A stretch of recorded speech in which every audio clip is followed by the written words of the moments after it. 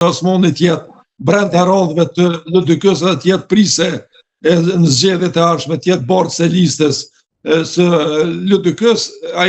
Njëra Hikmeti Bajrami ka qenë njëra prej kundërshtarëve më të ashpra, ajo u mjaftua me një kërkim falje, ajo u doksi se veç po tërhiqet, u mjaftua që zonja Vjosa Osmani ta bëjë një kërkim falje për atë që ja ka shkaktuar LDK-s ajo në këtë periudhën 6-7 vjeçare, prej që është bashkë me Albin Kurtin dhe me kaq mjaftohet, dhe unë mendoj që LDK-ja ka nevojë shumë të madhe, sepse për momentin është pa leadership, sepse si po duket Lumir Abdixhiku nuk mund të jetë personi i duhur për ta luftuar zotin Kurti. Pra do jemi në gjithë një situatë si membri Krasniqi që ishte kryetar, por kandidat për kryeministër vendoset dikë tjetër. Tani profesor, për të rikthyer tek brenda edhe një herë tek 34 ditët. Tani ju mendoni që do të kemi një figurë konsensuale apo shanset më të mëdha janë që të kemi zgjedhje në mos gaboj,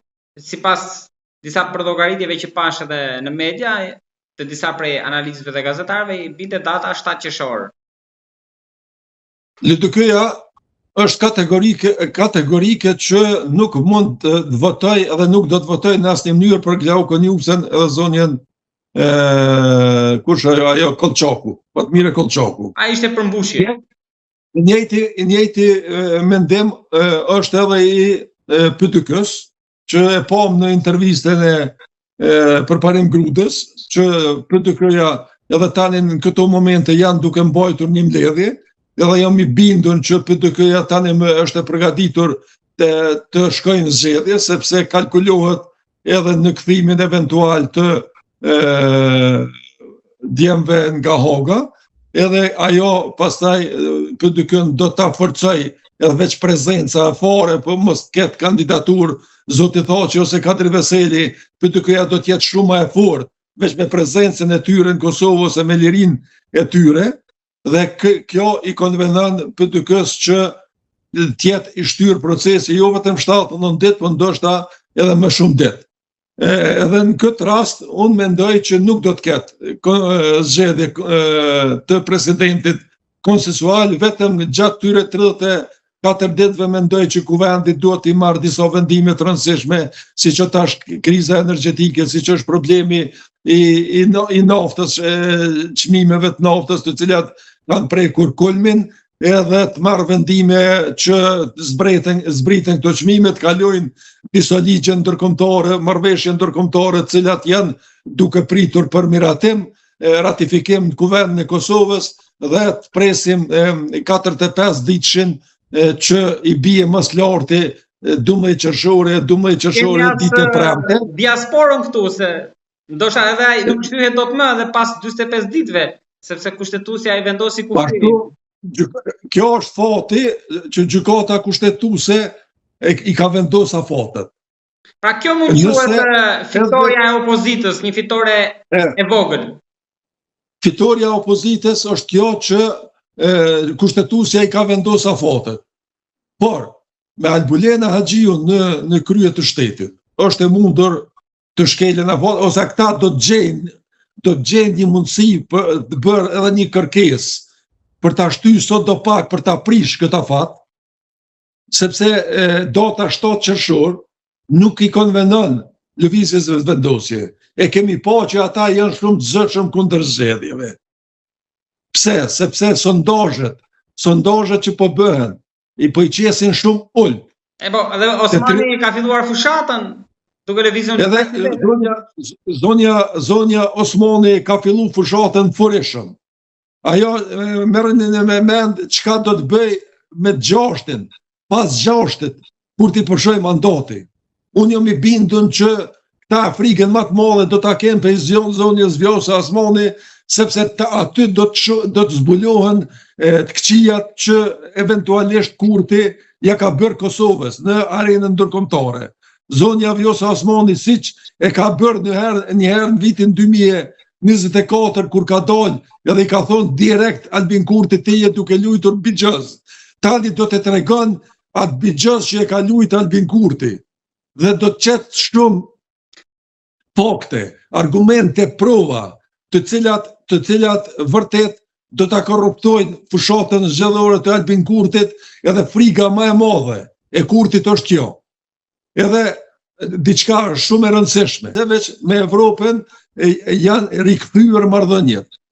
Edhe pse kanë pas filluar të prishen, tani më janë duke u riparuar marrëdhëniet me Francën, me Gjermaninë, sepse te ata e ka dhënë garancën, sepse edhe më herët kur e ka fitu pushtetin për herë të parë zoti Kurti, ka qenë ky problem, ka dashur që me Evropën ta zgjedhë problemin e Kosovës e jo me Shtetet e Bashkuara të Amerikës. Shtetet e Bashkuara mund të hyjnë në mbështetje Trumpit tani ndaj Osmanit, qofse futet në zgjedhje, sepse për Orbanin, për presidentin e Argjentinës, edhe kë ishte tjetër, Meloni po ka qenë gjithmonë, pra e ka thënë një zë pro gjatë fushatës, mbështetje.